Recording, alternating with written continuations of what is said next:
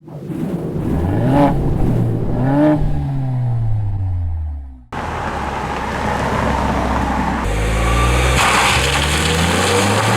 just outside of Phoenix, Arizona to launch the all-new second-generation Ford Edge.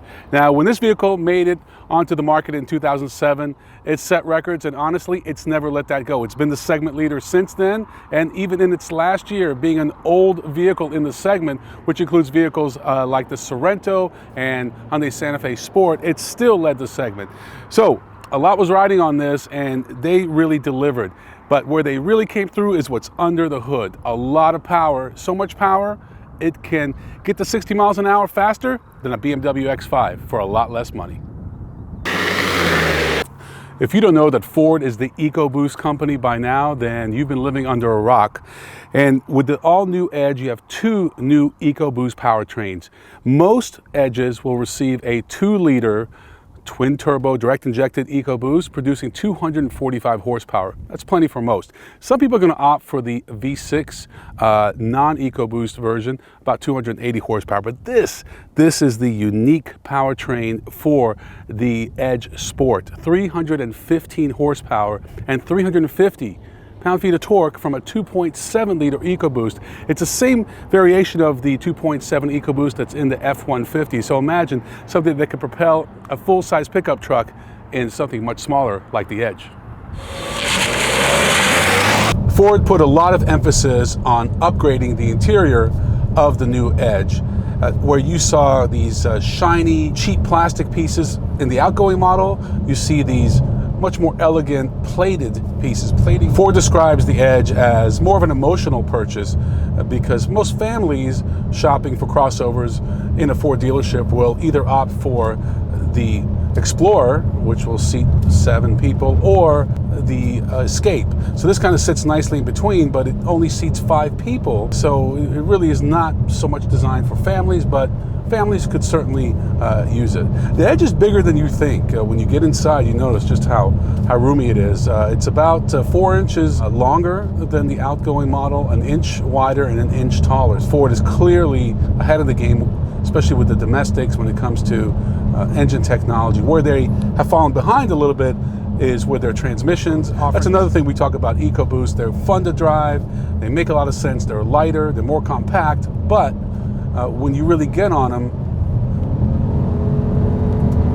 your fuel economy is going to suffer exponentially. Back to the interior, I think Ford has done a great job with the gauges. So you just have a speedometer, but if you want, you have a digital tachometer.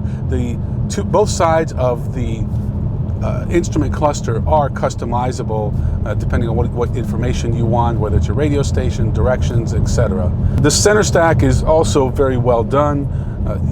Obviously you can tell this is a wide vehicle because you have cup holders that are side by side. All the buttons are very high end. You have a Sony sound system that is better than most are going to need. So we have 4 trim levels. Base model is an SE. Then you have an SEL, followed by the Titanium and the Sport.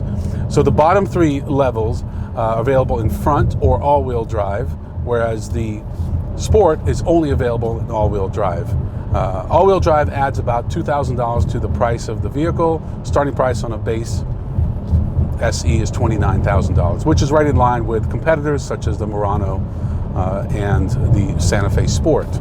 A lot of effort went into making the ride feel more premium, probably one of the most overused words to describe how vehicles feel, but that's what it is. It's kind of moving more upscale in the market, and they've done that with a lot of acoustic glass and added insulation throughout the vehicle. They really focused on what they call NVH, which is noise, vibration, and harshness.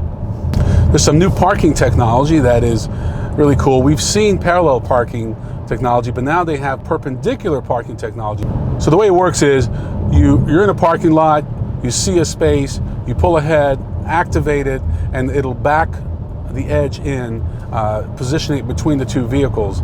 However, it's only available on the top 2 trim levels, and it's part of a package that costs almost $6,000. So needless to say, most people who will buy an Edge are probably not going to get the experience this technology, which is a shame because I've seen the way people park and they could use the assistance.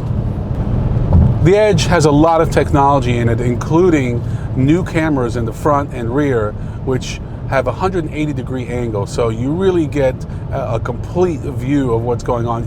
There's even technology to feel out concrete curbs, so designed to protect these expensive wheels from getting damaged.